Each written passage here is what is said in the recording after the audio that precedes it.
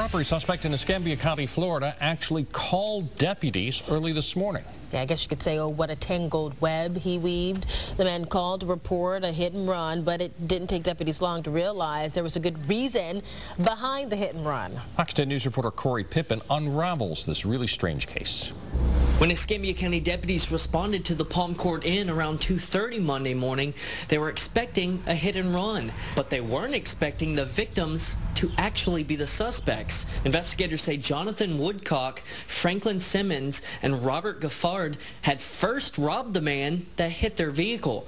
Deputies say it all began when the real victim pulled into the parking lot. A white male had walked up to him, asked him for some money, said he didn't have any, at which time he pulled out a knife, held it to his throat, and demanded his money.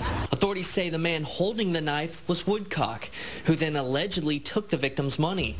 Deputies say the victim ran, getting back in his truck, and that's when Simmons came and stood in front of him. Authorities say that's when the third suspect, Gaffard, came in, driving his vehicle in and blocking the victim, not allowing him to leave.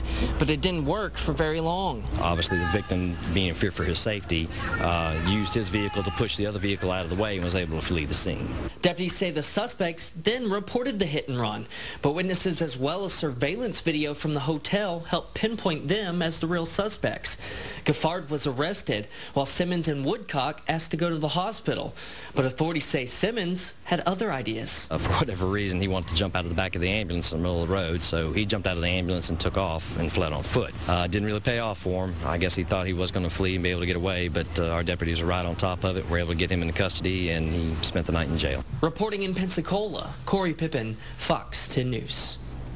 The men are charged with robbery, theft, and criminal mischief. Investigators tell us the victims weren't hurt.